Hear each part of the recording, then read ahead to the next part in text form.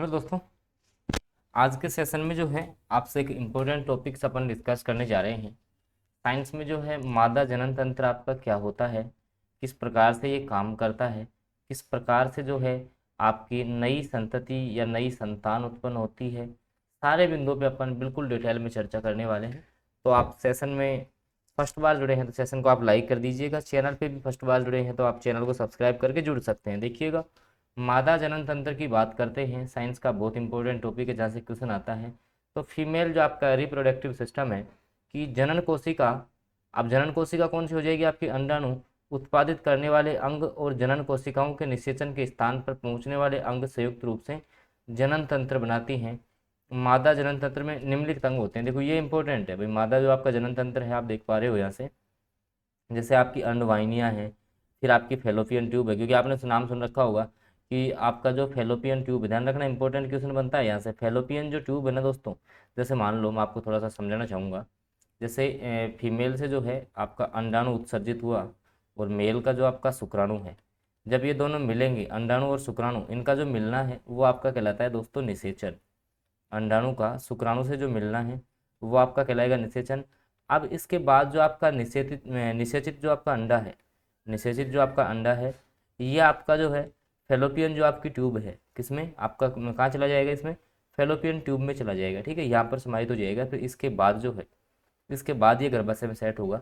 तो कहने का मतलब क्वेश्चन इस प्रकार से आ जाता है कि जैसे अंडाणु और जो आपका शुक्राणु का जो निषेचन की जो प्रक्रिया है दोस्तों, ये आपकी कहाँ पर होगी, तो फेलोपियन ट्यूब में होगी। याद रखिएगा, हमेशा क्वेश्चन बनता है यहाँ से।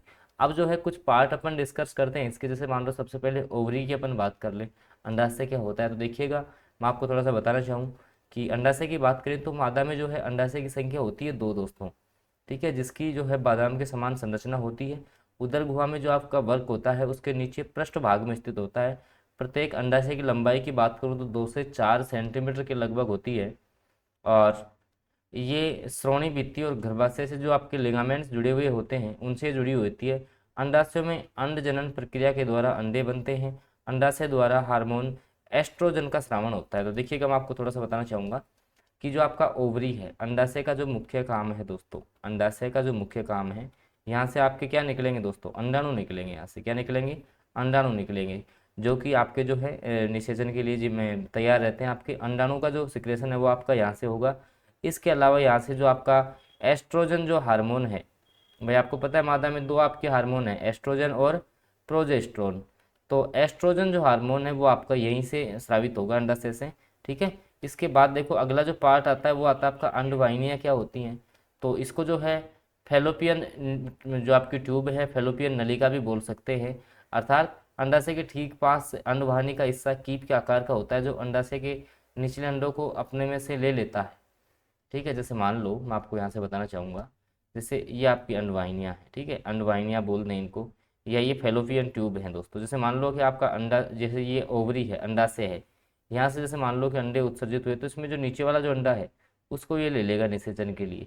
ये क्या ले लेगा, इसको निषेचन के लिए ले लेगा। और जैसे मान लो शुक्राणु के साथ में जो है इसका निषेचन हो जाएगा यहाँ पर।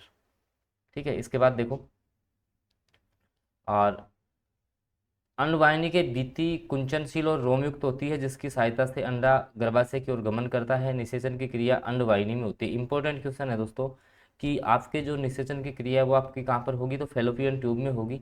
और दोनों जो फेलोपियन ट्यूब है वो गर्भाशय में खुलती है, याद रखिएगा। देखो आप डायग्राम से मैं समझा देता हूँ। जैसे यहाँ से आपकी एक फेलोपियन ट्यूब ये है दोस्तों, दूसरी आप यहाँ से देख पा रहे हो ये आपकी फेलोपियन ट्यूब है, एक फेलोपियन दूसरी। तो ये दोनों आकर के कहाँ खुलती हैं दोस्तों, ये आपकी खुलती हैं गर्भाशय भी, याद रखिएगा। कहाँ पर आकर खुलती हैं, गर्भाशय में आकर के खुलती हैं, याद रखिएगा।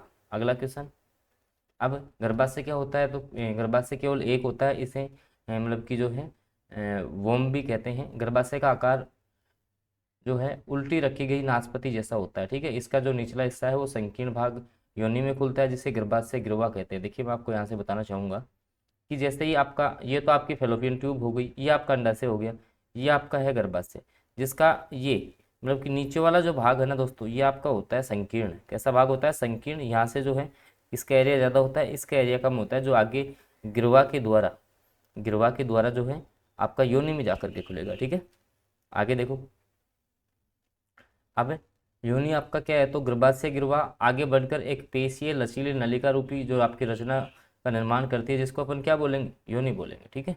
और स्त्रियों के मूत्रमार्ग और जनन छिद्र अलग अलग होते हैं। मादा जनन जननांग में ये देखिएगा इंपॉर्टेंट है, इसमें एक जो है एक विशेष ग्रंथि पाई जाती है, जिसको अपन बोलते हैं बार्थोलिन ग्रंथि। कौन सी बोलेंगे, बार्थोलिन ग्रंथि बोलते हैं, जो सारीय द्रव स्रावित करती है, जो आपकी सारी है। इसके अलावा दो जो हार्मोन निकलते हैं वो आपके कौन से हो जाएंगे, प्रोजेस्टेरोन और एस्ट्रोजन हो जाएंगे, ठीक है, जिनका काम क्या है, गौण लैंगिक जो आपके लक्षण हैं उनको प्रकट करना तथा जनन क्रिया को नियमित करना। जैसे अंडवाहिनियों की बात करें तो फेलोपियन ट्यूब को अपन अंडवाहिनियाँ बोलते हैं। इसके अलावा गर्भाशय, योनि, ये सारे जो मिलकर के है आपके मादा जनन तंत्र का निर्माण करते हैं।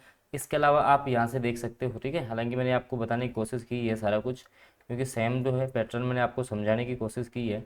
इसके अलावा अपन बात करें तो लगभग जो है इस प्रकार से, अब जैसे मान लो कि आपका जो से अंडाशय से अंडा निकलेगा और जो फैलोपियन ट्यूब के द्वारा फिर आगे गर्भाशय तक आएगा, तो अंडाणु के परिवर्धन के साथ साथ गर्भाशय भी परिवर्तित होता है। परिवर्धन की क्रियाएं हार्मोन द्वारा कंट्रोल होती हैं। 28 दिन की सक्रियता में मानव अंडाशय सामान्यतः एक अंडाणु की उत्पत्ति करता है। कितने अंडाणु की उत्पत्ति करेगा दोस्तों, एक अंडाणु की। अंडाशय द्वारा अंडाणु की जो मतलब कि जो अंडाणु उत्पन्न कर रहा है उसको अपन बोलते हैं अंडोत्सर्ग। क्या बोलेंगे उसको, अंडोत्सर्ग बोलेंगे, ठीक है। इसके बाद में जो है आपका ऋतुस्राव चक्कर क्या होता है, तो देखिएगा ऋतुस्राव चक्कर का पाया जाना प्राइमेट्स का प्रमुख लक्षण है। स्त्री का जो प्रजनन काल है वो 12 से 13 वर्ष की उम्र में, जबकि और चलता कहाँ तक है, 40 से 50 वर्ष की उम्र तक। इस प्रजनन काल में गर्भावस्था को छोड़कर यानी कि 26 से 28 दिनों की अवधि पर गर्भाशय से रक्त और इसकी आंतरिक दीवारों से श्लेष्म का स्राव होता है। यह स्राव 3 से 4 दिन तक चलता है, जिसे अपन रजोधर्म या मासिक धर्म या ऋतुस्राव चक्र भी कहते हैं।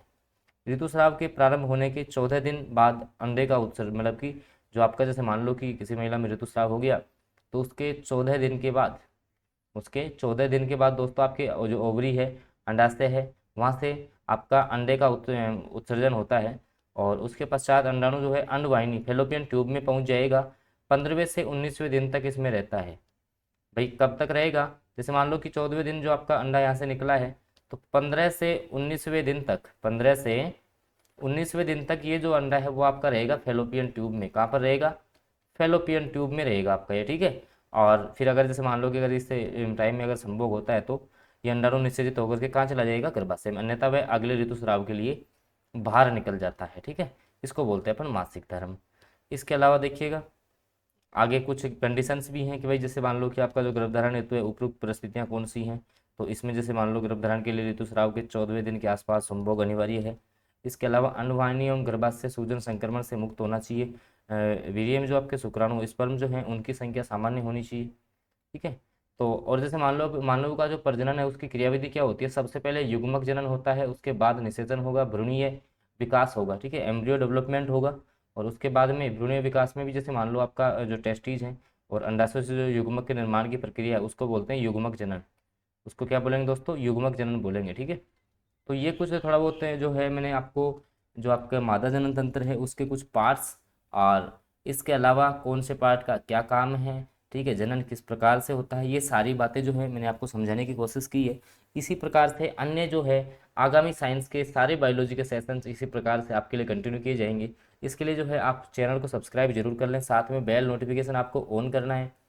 और साथ में आपको बेल नोटिफिकेशन ऑन करने के साथ साथ वीडियो को आप शेयर भी कर दें, क्योंकि इसी प्रकार के जो आपके जैसे मान लो अब यहाँ से लगभग क्वेश्चन बनता ही है, तो बायोलॉजी के सारे, इसके बाद में जैसे नरजन तंत्र है, अन्य जो आप क्लासेज हैं वो लगातार आपको मिलती रही, तो आप जो है सब्सक्राइब करने के साथ साथ बेल नोटिफिकेशन का जो चिन्ह है उसको जरूर प्रेस करें। धन्यवाद।